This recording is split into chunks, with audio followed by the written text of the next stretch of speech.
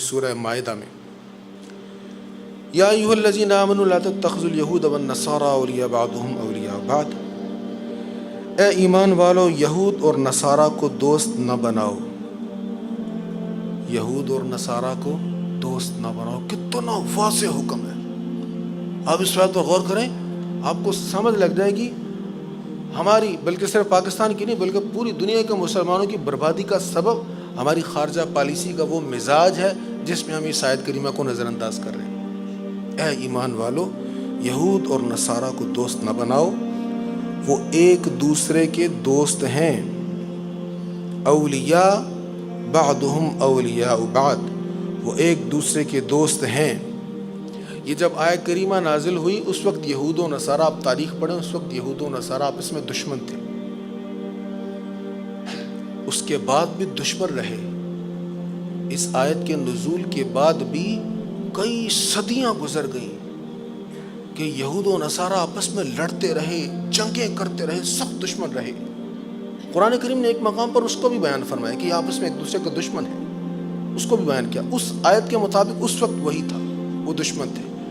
اور آپ دیکھیں 1917 میں بلفور ڈکلریشن کے مطابق جب اتحاد ہوا، جب برطانیہ اور امریکہ نے کہا کہ اب ہم مل کر اسرائیل کی پشت پناہی کریں گے، تمام بڑے بینکس جو تھے وہ یہودیوں کے قبضے میں جا چکے تھے اور معیشت پر ان کا کنٹرول ہو چکا تھا، تو ان دونوں ممالک نے سوچا اب ہم اپنے معاشی معاملات کو بہتر رکھنے کے لیے اسرائیل کی پشت پناہی کریں گے۔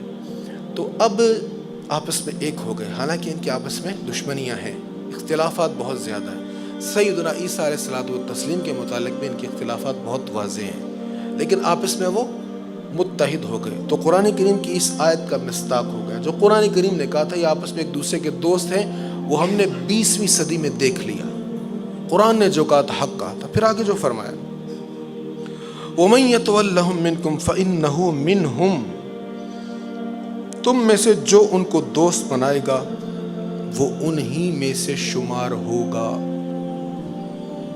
اب میں اگر کسی ملک کا نام لوں تو شاید کسی کو اچھا نہ لگے، لیکن آپ اس آیت کریمہ کی روشنی میں دیکھیں تو صحیح کہ مسلم ممالک، اسلام کا نام لینے والے، قرآن کریم سے محبت کا اظہار کرنے والے کتنے ایسے لوگ ہیں، کتنے ایسے ممالک ہیں جو کہتے ہیں ہم قرآن پر عمل کرنے والے ہیں، ہمارا نظریہ، ہماری آئیڈیالوجی سب کچھ قرآن ہے، اور یہود و نصارہ سے کیسی محبت ہے۔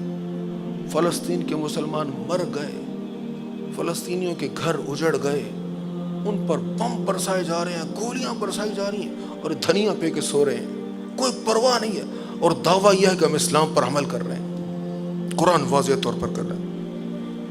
وَمَن يَتَوَلَّهُم مِّنكُمْ فَإِنَّهُ مِنْهُمْ، جو ان کو دوست بنائے گا وہ انہی میں سے ہوگا۔ فَإِنَّ اللَّهَ لَا يَهْدِي الْقَوْمَ الظَّالِمِينَ، بے شک اللہ ظالم لوگوں کو ہدایت نہیں دیتا۔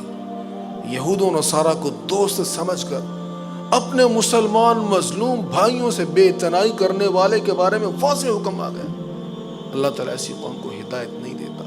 کبھی بھی عرب متحد نہیں ہو سکتا، کبھی بھی OIC متحد نہیں ہو سکتی اور فعال کردار ادا نہیں کر سکتی جب تک اس آیت کے مطابق اپنا نظریہ نہیں بنا لے گی۔